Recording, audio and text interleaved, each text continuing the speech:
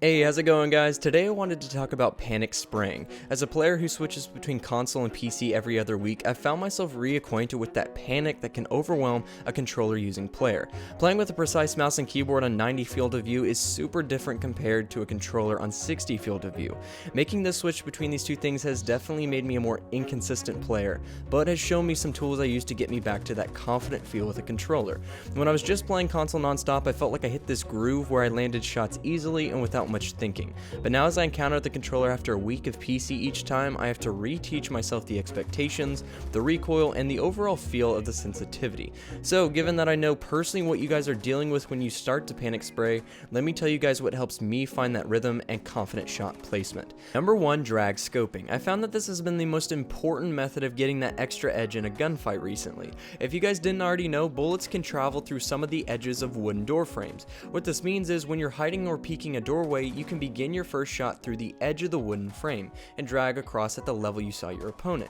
This allows the maximum amount of cover for you while still being able to put a shot down range. Now obviously this also means you can be shot through that edge of the door frame, so I recommend number 2, keep your angle tight. If you decide to hold that pixel peek, you need to be able to tell when an opponent crosses over. Given our reaction time probably won't land the headshot the second we see a color differentiation, use that tight angle to gain the information you need on your opponent's movements and then drag scope across. By beginning your wave of bullets through the door frame, you'll have the best chance at not being seen before you've already shot a few rounds.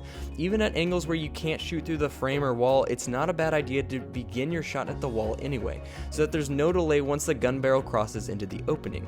You can do this by quick peeking, or more easily done by keeping your movements with the left analog stick as quick in and out movements. This will allow you to gain the information you need for where you saw your opponent and then begin that nice pre-firing drag scope. Number 3, sprint bursts. Being caught mid-sprint is one of the easiest ways to die, especially in a game like Rainbow Six where it seems that opponents make decisions to run and peek at the exact same time that you do. Rainbow has some of the worst timing ever, more than I've ever seen, so you don't want to give yourself an unneeded disadvantage of keeping your gun down. When I sprint to areas with the most cover and where there isn't an angle on me. Once I've reached that doorway or line of sight, I immediately ADS. You need to be aiming down sight for every doorway and entry. There will always be exceptions to this running rule, but just as a general principle, sprint when you're trying to cross angles and sprint with the most cover. Once you've made your move, immediately ADS and prepare for your opponents. Given that sprinting is one of the louder things you can do to give your position away, you need to be ready for an aggressive peeker.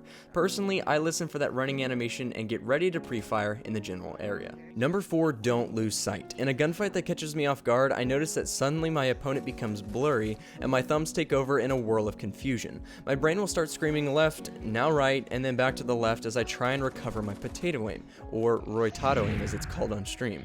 This occurrence can be prevented by a brief lapse in shooting. Your right analog stick needs to calm down and you need to refocus.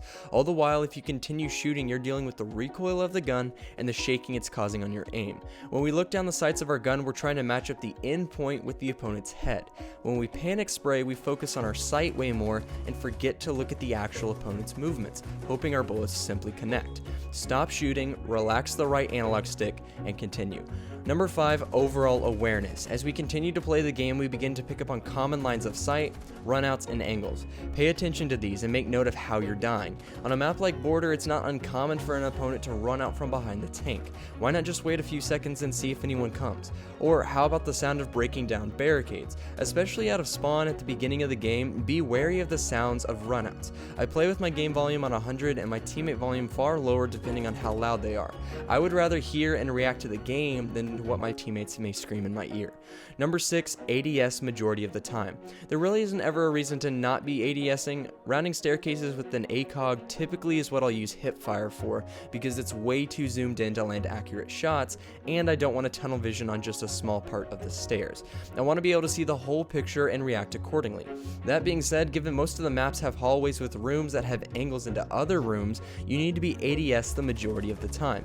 Quick peeking is something I recommend you get into the habit of to set up your next peek or movement. Rarely do I ever get a kill by quick peeking, but switching over between the left and right side of my ADS is something that just puts me into the mentality of have a fast reaction time. Number 7, rounding slow versus fast. When we peek around corners, it can be pretty difficult to keep that reticle right on the wall we are peeking around, but this gap between your sight and the wall needs to be tighter and tighter the slower you peek. If you're peeking slowly, you want to give yourself the most cover cover and be able to react almost immediately when you see a head.